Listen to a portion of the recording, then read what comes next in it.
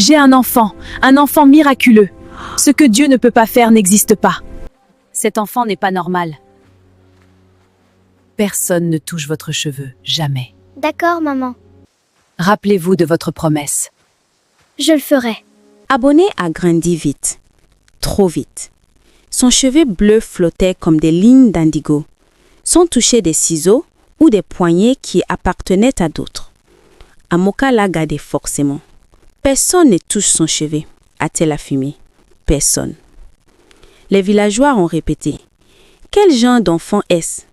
Pourquoi ce cheveu étrange? Ensuite, les miracles ont commencé.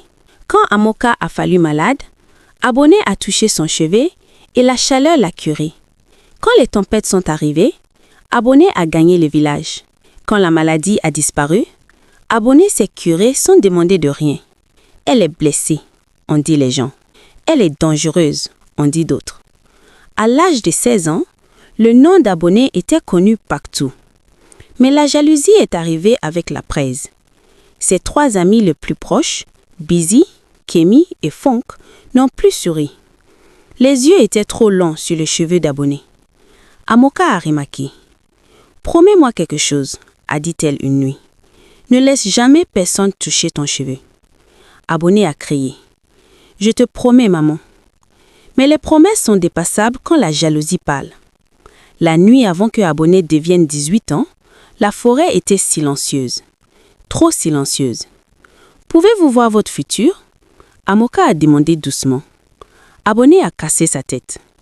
Les esprits ne le permettent pas. La peur s'est cassée autour de l'esprit d'Amoka. Demain, elle a dit fortement, ne quittez pas cette maison. Abonné a accepté. Mais à l'aube, pendant que l'Amoka était en retard, ils l'ont frappé. Joyeux anniversaire, a dit Busy avec un sourire. Nous voulons juste chercher de l'eau, a dit Kemi. Abonné a hésité, mais a leur confié. Nous voulons voir ce qui va se passer à vous. S'il vous plaît, arrêtez de couper mon cheveu. Ça va me coûter la vie si vous le coupez. Dans la forêt, les ciseaux ont explosé. Non, Abonné a crié. Mon cheveu est ma vie. Les lignes bleues sont tombées et ont disparu comme la pluie. La forêt a crié. Abonné a collapsé. Loin d'ici, Amoka a tiré son bois de feu.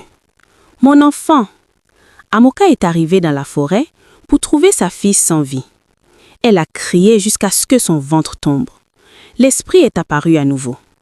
Il y a une façon, a dit Ayoibo. Une âme pour l'autre. Prends-moi, Amoka a dit instantanément. Mais un autre choix était donné. Abonné pouvait vivre sans ses puissances. J'accepte, Amoka a dit. Je veux juste mon enfant en vie. La lumière s'est éteinte. Abonné s'est réveillé. Amoka? Son cheveu est retourné, moitié bleu, moitié noir. Humain, vivant. Les filles enceintes étaient punies.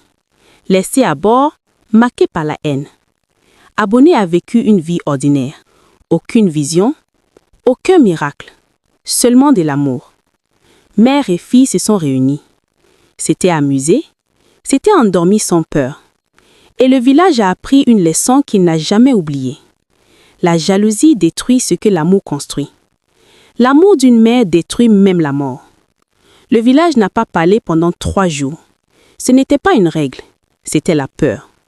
Les gens ont regardé Amoka et Abonné passer par là avec les yeux calmes, comme si n'importe quel grand mot pouvait réveiller la forêt. Le vent se déplaçait doucement maintenant, plus en colère, mais il portait toujours l'espoir.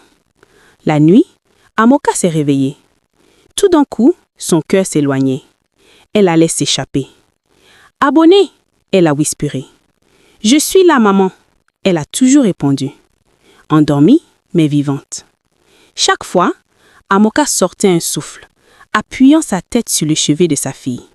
Moitié bleue, moitié noire. Vivante. C'était tout ce qui s'intéressait.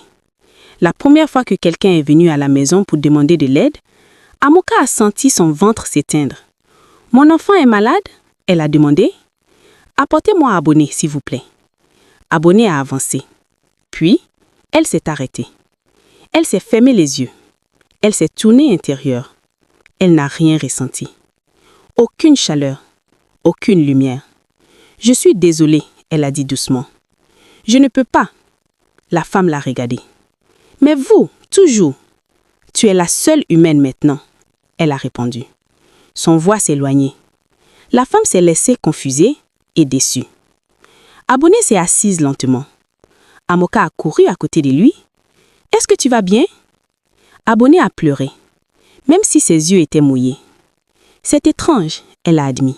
« Je me sens vide, mais aussi libre. » Ce soir, ils ont cuisiné ensemble. La nourriture a brûlé un peu. Ils se sont amusés.